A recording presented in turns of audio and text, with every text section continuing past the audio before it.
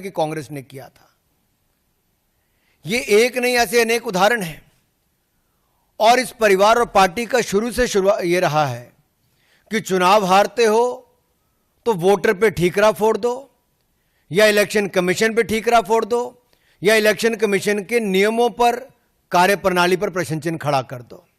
इंदिरा गांधी जी ने तो यहां तक कह दिया कि मतदाता मूर्खों का टोला है। Indira Gandhi said voters a bunch of fools. और इस 77 का चुनाव हारने के बाद कहा। 1999 में जब राजीव गांधी जी हारे तो उन्होंने बैलेट पेपर पर ठीकरा फोड़ दिया। वो उस समय कहते थे इलेक्ट्रॉनिक मशीन लाओ, आज उनके सुपुत्र राहुल गांधी जी कहते हैं कि भाई ईवीएम बंद करो, वापस बैलेट पेपर पे जाओ। और ये एक के बाद महाराष्ट्र, हरियाणा, दिल्ली, अनेकों राज्यों और देश में 3 बार लगातार चुनाव हारने के बाद, 90 चुनाव हारने के बाद राहुल गांधी जी आरोप प्रत्यारोप पर लगातार जारी हैं।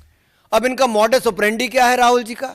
चुनाव हारो, झूठे आरोप लगाओ, कभी इलेक्शन कमीशन में कंप्लेंट दर्ज मत कराओ, कभी सबूत मत दो, और लोकतंत्र को फर्जीवाड़ा करके एक तरह से जनता को भ्रमित करने का काम करो, लोकतंत्र को नीचा दिखाने का काम करो।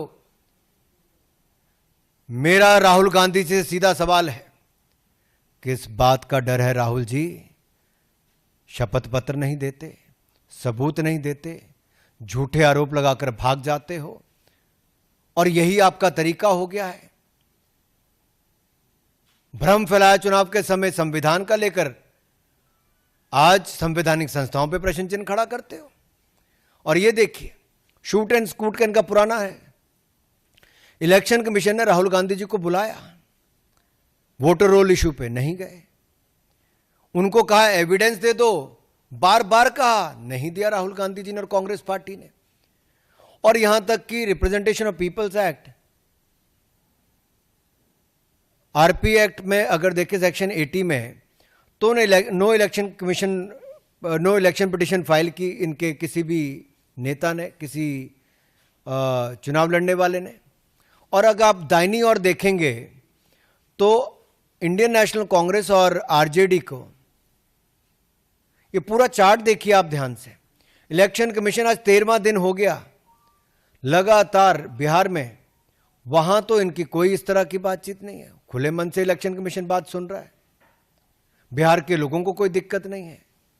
लेकिन जब इनके पास बिहार में मुद्दा कोई नहीं बचा, चुनाव में जाने से पहले हार स्वीकार कर ली, तो अब